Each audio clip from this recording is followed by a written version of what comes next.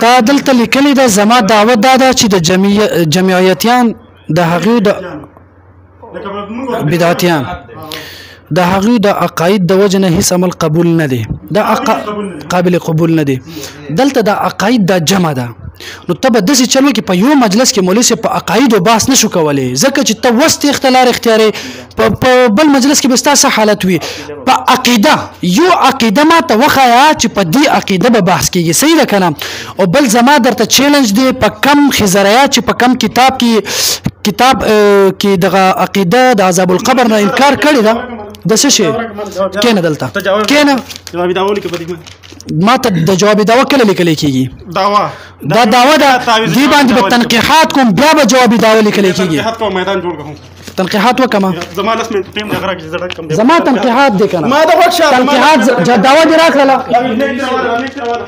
تنقیحات دعوه یې واپس وړو، دقه حالت تنقیحاتو ته نه پرېږدي که نه؟ دا کیمره ورته تاو کړه نف الله دقه تا ولې یوړو دعوه چې تنقیحات ونه کړم؟ څنګه؟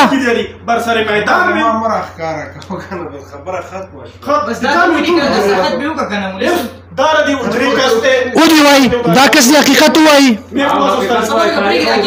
خیر ده زه من ستر مسلمان ستر الله واليوم القيامه من دا نه غواړو چې تاسو بې عزتي وشي که نه؟ فریاد کوئ دغه کس ته لګیا دی به مونږ زونه وخت دی ډېر فریاد کوئ دې کس ته. دغه ملګري نه دي دغه کس ته وایي چې کوي چې مجلس ختم شو لاړ شو. دا اوس خبره ده مولوي صاحب، دا اوس خبره ده نه دی عقایدو کې یو عقیده متعین کما ته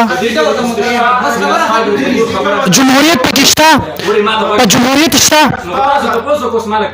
تا نه تپوس نه کوم، مناظر نه کوم، تا نه کوم، ته جواب مه کوه، مناظر تا نه کوم، تا نه مې نه ده کړې مه هلکه مولوي تانه تپوس تانه نکوم دی نکوم. مولوی صاحب صحیح ده بالکل، په دې به بحث کوو. تاریخ هم زه درته ښیم، نن تاریخ څه ده مولوي صاحب محترم 24 تاریخ به هم زه درته وښیم، خو دې کې جمهوریت شته یا نه؟ په دا ما ته لږ وضاحت وکړه، په دغه عقایدو کې جمهوریت شته که نشته او یا نه؟ بس خبرې مه کوه. نور عقاید دیم دي، جمهوریت شته پکې؟ جمهوریت ته اسلامي نظام د دقه اوس خبره واوره دقه پکې هم نور عقاید هم دي. ښه صحیح شو. اعاده الروح مسله پکې شته؟ بس اعاده الروح باندې زما ستا مناظره به کېږي. ځه بس صحیح شو، بس خبره دا کیمره ورته ونیسه. دا اعاده روح د وجې نه ته مشرک کېږي د څه شي؟ که زه درته ثابت کړم چې ستاسو کتابونو کې لیکلي دي چې اعاده الروح په وجه باندې انسان مشرک ګرځي، دا وګوره ښه ستا بیانات دغه ملګري راته سهیل حفیظ صاحب ما ته لیږلي وو چې ستاسو بیاناتو کې څوک د اعاده الروح قول کوي هغې ته مشرکان او د ابوجهل نه لوی لوی کافران